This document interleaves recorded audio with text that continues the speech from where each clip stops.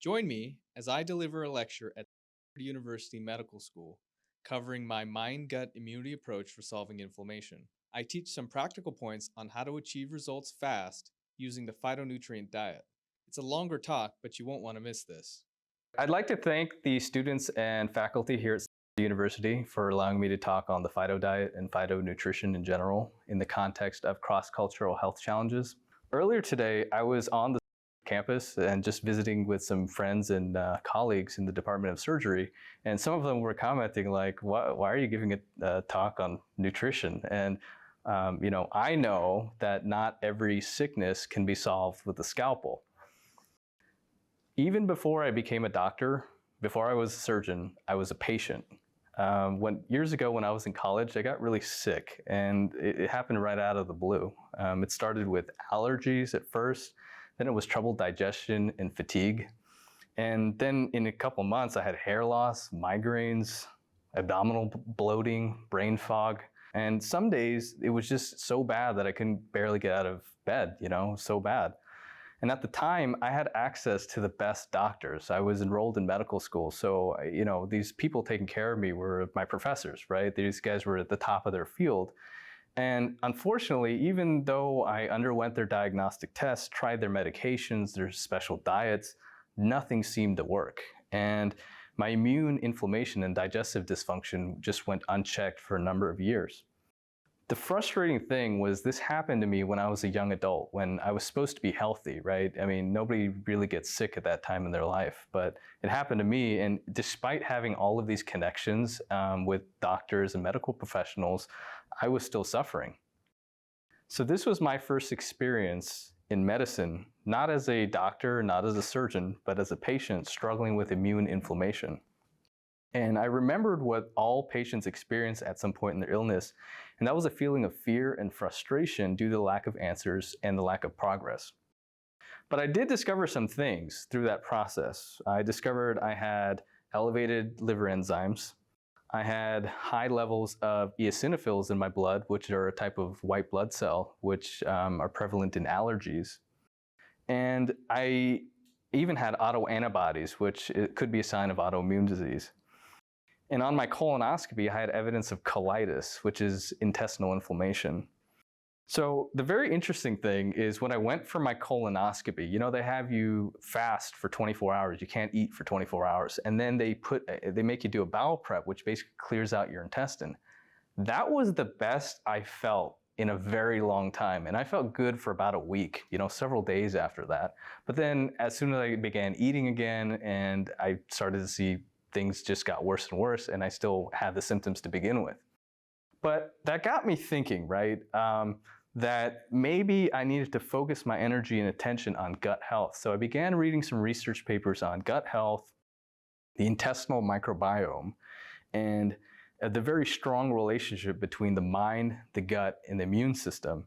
And my working hypothesis at the time was that these were all related, that all my weird, strange symptoms were basically from the same process, and they were all connected.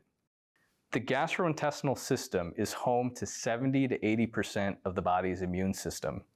It contains 1 trillion immune cells. That's trillion with a T, okay? And when inflammation occurs, it invariably is involved with the gut. The gut also produces neurotransmitters that are used throughout the body with neurons and has its own nervous system called the enteric nervous system. So when you have digestive dysfunction, you can also develop these neurologic symptoms as a consequence.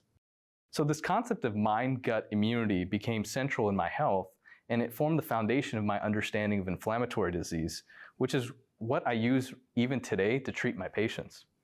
Most inflammation starts in the intestines, and then from there, it travels to various parts of the body to create illness. In the intestine, it creates things like SIBO, Candida, IBS, Crohn's, Colitis.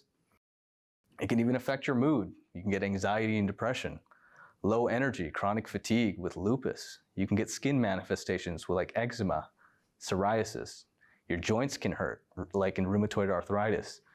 You can also get allergic symptoms in the eyes, creating dryness. You can get pain, so you have fibromyalgia, headaches, migraines. And then it can even affect your neurons, creating neuropathy and multiple sclerosis. At one point, I experienced symptoms from this entire list. And so the questions I should have been asking at the time was, what was the root cause and how do we fix it? It took me several years, but the answer eventually came not from my medical texts, but from an unlikely source, and that was traditional healing practices. I came across certain papers published in Asia which described the healing properties of native plants and herbs. And this made sense to me because, when I was at home eating home-cooked Indian food, I didn't have any of these problems, right? And so my issue started when I moved out of the house and went off to college. And I'm not saying it's all diet, right? There could have been, stress, lack of sleep, but what I'm honing in on is that when I started to actually address my risk factors, my symptoms went away. And a major part of that was starting the Phytonutrient Diet. In my clinic, the diet has become the central part of my mind-gut immunity method for solving illness. And I'll touch briefly on what this method looks like at the end of my talk in case you want to know more. Now let's delve into the topic of phytonutrients. So most diets focus on the triad of carbs, fats, and proteins. These are what we teach to medical students and doctors. Carbs, fats, and proteins are called macronutrients. But most people don't have a deficiency in macronutrients. They have a deficiency in micronutrients like vitamins, minerals, and what are called phytonutrients. That's PHYTO nutrients. And it turns out most physicians are unaware of this. Phytonutrients are molecular compounds found primarily in plants and fungi that exert a strong positive influence on human health. Phytonutrients saved my life. Every major organ system needs phytonutrients to properly function. The brain, the heart, the kidneys, the lungs, the intestine, the lymphatic and endocrine systems. Nearly every part of the body utilizes nutrients, making them incredibly valuable. In South Asian, African, and East Asian healing practices dating back thousands of years, phytonutrients have been used to solve illness and disease, and this was the standard of care. In modern times, we can categorize these phytonutrients into 8 main categories. These include terpenes, phenols, chlorophyll, thiocyanates, phytoenzymes, phytooils, prebiotics, and alkaloids. So imagine studying these phytonutrients in a systematic manner and then putting them together into a diet plan. Well, that's exactly what I did. And it's called the Phytonutrient Diet, or Phyto Diet for short. And you can find the primer on Amazon just by searching my name in the Phyto Diet primer, but everyone here in the audience already has a copy. And the Phyto Diet fuels the mind, heals the gut, and resets immunity. And as I said earlier, this is the same eating plan that's been a part of my mind-gut immunity method that I use for solving complex inflammatory disorders in my clinic. It's the same diet I used many years ago to resolve my own symptoms. These 8 categories of phytonutrients heal inflammation, they reverse aging, and prevent cancer. They're the reasons why blue zones exist. And people who live in these blue zones, they don't experience heart disease, mental illness, or digestive problems like the rest of us. These phytonutrients are the answers to human health, and they keep us healthy. If you look at the top 10 prescription medications sold in the United States, 8 out of the top 10 medications are actually derived from phytonutrients. These include drugs for cholesterol, diabetes, even cancer, okay? So the major drug companies are using phytonutrients to treat disease. So this is not just something you're seeing in Eastern herbal medicine. It's the drug manufacturers love using phytonutrients in their formula. They change around a couple atoms, pay for some clinical trials, slap on a patent, and then they just make billions, And the cross-cultural health challenge is that phytonutrients in our society are being used to treat disease in the form of pills and medications instead of preventing disease in the form of food and drink. So let me run through some of these major categories. With terpenes, you have brain boosters. These are called nootropics because they help healthy neurons function.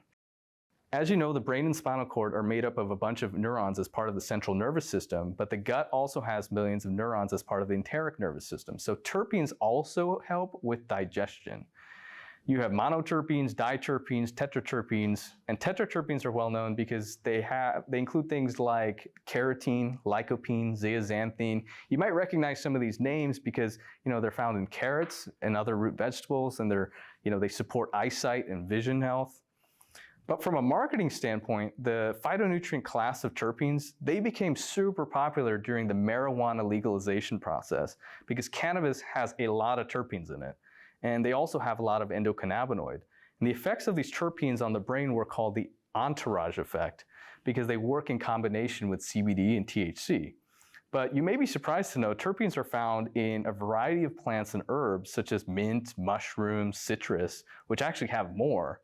So what may be sold to you as the entourage effect of marijuana is just like hyped up messaging, in my opinion. You don't need to smoke a joint in order to get terpenes. You can drink something like mint tea instead. Maybe not as fun, but you get the idea, okay? So why are superfoods super? It's because they contain phytonutrients like polyphenols. And the Phytonutrient Diet is essentially a superfood diet, and polyphenols are the stars of the show. They're the most well-known phytonutrients found in superfoods. Do you guys remember Dr. Oz? He was talking about resveratrol found in grapes and red wine. It was made famous by him on Oprah. Others include curcumin, found in turmeric, and this is used extensively in Ayurvedic healing practices from India. Quercetin is sold as a supplement, but it can also be found in green leafy vegetables. And you also have green tea catechins, which are consumed daily in parts of the world like China, Japan, and Southeast Asia. Anytime you hear about a new herb or a new superfood that's good for a certain condition, they almost invariably contain a rich variety of polyphenols. And this list only scratches the surface. So if you want to know more about the rest of these beneficial phenols, you can read about them in the Phyto Diet Primer or check out one of my online resources. The takeaway here is that these molecules are powerful antioxidants and DNA protectors, and they are found in a variety of plants and should always be consumed in large quantities to achieve protective effect. I would go as far as to say that if you're deficient in polyphenols, your body will lose its ability, its resilience to fight disease at a faster rate and will result in more inflammation. Now, we don't have a separate slide for this, but chlorophyll is a pigment found in chloroplasts and in certain forms of cyanobacteria in plants. Their entire function is to convert sunlight into usable energy. And if you remember, sunlight has a lot of UV radiation, and it can be particularly damaging, but plants are able to use this functionally, right? And in humans, chlorophyll acts as a buffer to prevent oxidative damage in the body. It also happens to be heat sensitive, so you don't want to overcook those green vegetables that you're eating. The best way to get chlorophyll is from these fresh, green, natural, cold-pressed juices. That's a really good way of getting them. If liver health is important to you, then thiocyanates are an important subclass of phytonutrients that you should be aware of. Sulforaphane is a natural compound that detoxifies the liver. This is found in large quantities in the Brassica family of vegetables, Brussels sprouts, broccoli, especially broccoli sprouts. And here we're depicting the chemical pathway that converts glucoraphanin into sulforaphane via an enzyme called myrosinase. And myrosinase is produced in the intestines by gut bacteria, but you can also find myrosinase naturally in the mustard plant. And the liver, the function of the liver is to detoxify blood. It filters blood, so you can help it in this process by consuming large amounts of phytonutrients like thiocyanates. And according to this chemical pathway, you can see how it kind of goes down there. This is a great adjunct for people with fatty liver disease or any kind of liver dysfunction. Enzymes in the diet are important because they help you digest food. While your body produces its own enzymes, there are 7 well-known plant proteases that are used functionally by medicine and holistic physicians to treat troubled digestion and immune inflammation. If you remember, the suffix ase denotes something that breaks something down. So proteases break down large complex proteins, and these large complex proteins are not digested fully. When they're not digested fully, they create inflammation. Some of these enzymes listed are sold as supplements, like you probably recognize coenzyme Q10. This helps with heart and cardiovascular health. And protease, which helps with recovery from immune inflammation. There's also some thought that these enzymes can help with muscle recovery and wound healing. Okay, moving on. Do you know the difference between good fats and bad fats? Here we have some phytonutrient oils which differ from typical fats. Plant-derived oils, phytonutrient oils, reverse inflammation, and illustrate the concept of good fat versus bad fat. Good fats are omega fatty acids. They actually protect the body from vascular inflammation and create favorable biochemical pathways. There are 4 omega fatty acids which are plant-based, which are particularly worth noting, and they're ALA or alpha lipoic acid, GLA or gamma linoleic acid, palmitoleic acid, which is an omega-7, and oleic acid, which is omega-9. And notice these types of omega fats are cis formation fatty acids. So if you remember from chemistry, cis fats have the opposite orientation as trans fats, which are harmful to the body. Trans fats are found in processed meats, cheese, heated cooking oils. You also have a couple other phyto oils here worth mentioning, like fat-soluble vitamins A and E. And there's also this thing called PEA, which it's a very long name and it's sold as a supplement, but it's used to alleviate neuropathic pain. These good phytofats incorporate into cells, participate in favorable metabolism, create hormones, and reverse inflammation in the blood vessels, the organs, making them an essential part of the diet. And remember what I said at the beginning, typical diets, they're not deficient in bad fats, but they are deficient in phyto oils. One of the major subclasses of phytonutrients is prebiotics. And when I say prebiotics, I mean fiber. And when I would venture to say over 90% of Americans are deficient in fiber. Most people think Metamucil, that orange powder that you mix into water, but fiber is actually subdivided into different types like inulin, pectin, beta-glucans, and cellulose. And the bacteria in your gut actually digests this fiber and uses it to produce short-chain fatty acids. And short-chain fatty acids are important because they're the fuel for your intestinal cells. They're what supply those cells with energy. So without this fiber, the intestinal lining doesn't have enough nutrients to function appropriately, and that's why fiber is considered a prebiotic. Back when we were primal hunter-gatherers, we consumed 100 grams of fiber daily, assuming a 2,000 calorie diet. Nowadays, with all the processed foods with high glycemic index, we're lucky to even get 20 grams of fiber. And I would venture to say that maybe 40 to 50 grams per day is probably a good deal. Many anthropologists think that fiber deficiency in modern diets is one of the biggest drivers of diabetes and obesity. And they aren't wrong, because the spike in insulin after a meal corresponds to the glycemic index of food, which is directly tied to this concept of fiber ratios. The final phytonutrient we'll discuss today is alkaloids. And remember that alkaloids can be both good and bad. Plants use alkaloids as a natural defense mechanism against predators, but not all alkaloids are bad. Caffeine, for example, can give us energy and help us concentrate, but if you have too much caffeine, it can act as a poison. Evinantramide, found in oats, have a powerful anti-inflammatory effect on the body. Psilocybin, found in magic mushrooms, have great potential for solving anxiety and depression. I suspect eventually it'll probably gain legal status. Some of the best papers on this come out of Johns Hopkins lab by Dr. Roland Griffith. He has some pretty remarkable results looking at psilocybin in his patients. Now, of course, traditional practitioners around the world have been using alkaloids for thousands of years, so I suspect some of the political opposition to this will subside in our lifetime. Also, something to point out, there's these things called nightshades, which contain a compound called solanine. Solanine is an antinutrient, which is an alkaloid that interrupts the tight junctions of the intestine. Some people postulate that this is how inflammation makes leaky gut worse. Solanine alkaloid is found in various tomatoes, peppers, and some people, like Tom Brady, tend to avoid it. So knowing about anti-nutrients and how they may exacerbate inflammation may be key to solving these illnesses and maybe the secret to maintaining peak performance, maybe even winning a Super Bowl. So what are the best ways to consume phytonutrients? What does a phyto diet look like in action? Worldwide, tea drinking culture is a big thing. I mentioned blue zones earlier in this lecture. Well, in blue zones, where people forget to die and they live long and healthy lives, they drink a lot of herbal tea, basically all day long. And I happen to drink a tea called Phyto Teas, which you can get online, and it has about 27 different ingredients to help keep you healthy. Nut milks like walnut milk are an excellent source of phytonutrient oils. You can also look for genuine olive oil. And I say genuine because most of the olive oil found in stores isn't the real thing, it's fake. And you need to find one that's estate grown and bottled on site. It's a little pricey, but definitely worth it.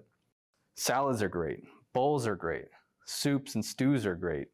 I happen to start off every day with a superfood smoothie. The theme here, all of these things basically allow you to combine a bunch of different phytonutrients all into one dish, and it doesn't require you to be a talented chef. Why are mushrooms the talk of the town? Because they're fun guys to know. Mushrooms are certainly having a moment, and that's because they have phytonutrients from a variety of different categories like terpenes, fiber, phenols, alkaloids, and oils. So it's not surprising that they have very powerful healing properties.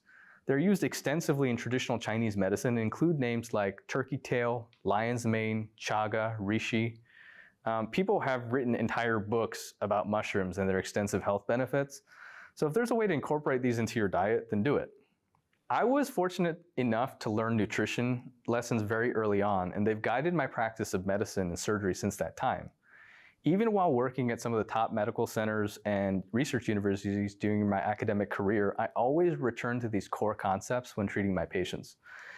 The phytonutrient deficiency is an often overlooked cause of major disease, and because it's not on most people's radar, and most people don't even know how to fix it, and so I put together this daily checklist to help people get enough phytonutrients in their diet, because doing so solves the disease. This is taken straight out of my book, The Phyto Diet Primer, and stipulates what I think are achievable daily goals for each phytonutrient category. Now, remember that most superfoods contain phytonutrients from several different categories, so I tried my best to put together some guidelines and principles here. You should aim for 8 to 12 servings of green leafy vegetables. That's basically 2 to 3 large dinner plates. Not a whole lot if you think about it. These contain chlorophyll and prebiotic fiber. 2 to 4 servings of phyto oils in the form of olive oil, flax, nut butters, nut milk, and avocados. 2 to 4 servings of herbal teas, and these contain a bunch of different phytonutrients. And you can use almost any different type of tea, but I listed a link here of where I get mine. It has about 27 different ingredients in them. 2 to 4 servings of berries, beets, and root vegetables. These are important because they contain thiocyanates, terpenes, and phenols. And 2 servings of mushrooms or herbs, which also contain terpenes and beneficial alkaloids. If you can keep this checklist handy and sort of use it as a guide, your approach to healthy eating will improve substantially. And the beauty of this phyto diet, it can be added on to any other thing you're already doing. So you can add it on to a low carb or a keto diet. I've even got athletes and bodybuilders that follow this diet, these concepts, with a higher protein, higher calorie diet. So the principles here are not meant to be restrictive, they're meant to be prescriptive and can be applied in a variety of ways. And what you'll start to see when you begin to incorporate phytonutrients into your diet is, in a matter of days, your body will start to change. And the first thing I noticed many years ago was increased energy and endurance. I went from being slow and sluggish to totally energized in my morning rounds. And it started with my appearance. My hair grew back, obviously, right? My skin allergies cleared up, and finally I saw all of my headaches and intestinal inflammations resolve without the use of medications. And this process didn't take years and years. It happened within several weeks of starting it. And this makes sense, considering I actually addressed the root cause of my illness, which was a nutritional deficiency that was causing inflammation. From a global perspective, phytonutrition exists in cultures around the world, including traditional healing practices in Asia. Many of these superfood plants and herbs are marketed to Western audiences, but they come from this tradition.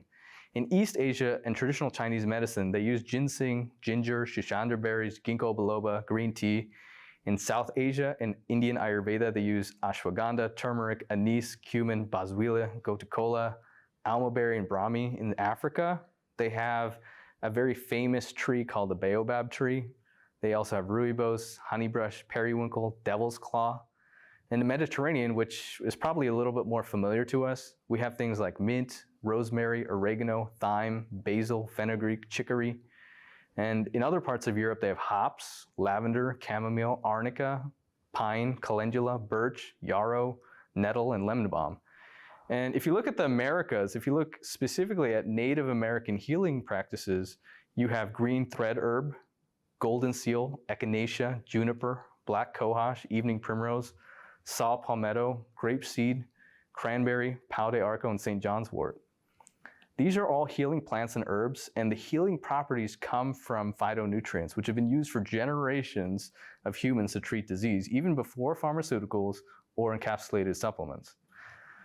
There are thousands upon thousands, maybe even millions of phyto compounds yet to be identified, and I think we're just scratching the surface here. The bottom line is that human health can be solved when we incorporate these practices into our healing and treatment regimens, and this is why I see such remarkable results in my own clinic and even in my own life. So I'll leave you with this. The healing journey for me has been very powerful and very personal. I was eventually able to become a gut surgeon as a result of my early experience with illness, and I beat immune inflammation and digestive dysfunction and have gone on to build a practice that does the same for others. I'm stronger, faster, smarter today than I was years ago, and phytonutrients in large part contributed to that. So I want to wrap things up with some very happy news. I almost declined this invitation to come here and speak to you at the university, and that was because I just had a baby a few weeks ago. One of the happiest moments of my life. The baby who was born here is half Indian and half Chinese, and so Chindian American, if you will. Mom is Chinese, and she also practices holistic medicine. And in traditional Chinese medicine, they believe in this concept of inner life force called qi. And it has to do with the balance of cold and hot elements, the yin and the yang. And they believe that during the newborn delivery process, the mother's body loses blood and loses qi. So to recover, the mother needs about a month of postpartum rest called Zhu Yu Zi, which in Chinese roughly translates to month-long sitting. It's a rest period meant for the body to restore its yin and its yang. So they recommend staying warm, drinking hot fluids, keeping covered indoors, and consuming certain herbs which have a warming effect on the body. So what do you think happened? Well, during pregnancy, the thermostat in our house was turned way down, like 60 degrees. And she was always running hot, so it was always turned down really cold. And throughout pregnancy, she always felt too hot. Literally the day after she delivered, she complained about how cold she felt. So the temperature was turned way up, 80 degrees. And this was overnight. Meanwhile, I'm uncomfortable this entire time, but no one cares about the dad, right? It's all about how the mom's body feels, right? And the new mom was automatically preparing her body for the postpartum process, which includes higher core body temperature for improved blood clotting after delivery to prevent exsanguination and improve breast milk production for the newborn health. The warm body helps with that, and that's why they also tell lactating mothers to take hot showers or warm baths to improve milk production. As it turns out, from the baby's perspective, when they're just born, newborn babies have a hard time keeping their bodies warm and are very sensitive to cold temperature. So it's also important for the newborn baby that the environment that they're in stays really warm. So all of these concepts, even though they describe them in a slightly different way in traditional healing practices, they have value. In Ayurvedic tradition, which is common in South Asia and India, where my parents are from, they have a similar concept called doshas. So you have Vata, Kapha, Pitta dosha, which corresponds to the body's physiologic tendencies. And if you recall, the ancient Greeks had a similar system with the 4 body humors, which describe people's natural inclinations. In modern medicine, we have more elaborate terms to describe this phenomena. We say things like thermoregulation, adaptation, homeostasis, just like we use marketing terms like superfoods, antioxidants, and adaptogens to describe phytonutrients found in various herbs, supplements, and foods. So these are all the same concepts, and we're just using a different vocabulary. And the cross-cultural health challenge is that in Western medicine, we see things from a different perspective. We tend to wait for an illness to manifest in order to treat it, while traditional healing practices stress the importance of prevention and balance in the body. So I hope that by introducing phytonutrients to you in a very systematic and scientific format, you can start to develop a framework to understand what the body needs to stay healthy. This framework can also help you have a better understanding of traditional healing practices that will literally save your life. My thought is that if everyone were to adopt phytonutrient principles and integrate them into their day-to-day lives, we'd see a lot less disease, a lot less medication, and a lot less suffering. Definitely a lot less surgery. Diabetes, heart problems, stroke, autoimmune disease, digestive dysfunction, cancer, even mental illness would be significantly mitigated. So that's the end of the talk. Now I just wanted to take a few minutes to describe what I do as a physician and how it relates to why I'm here today.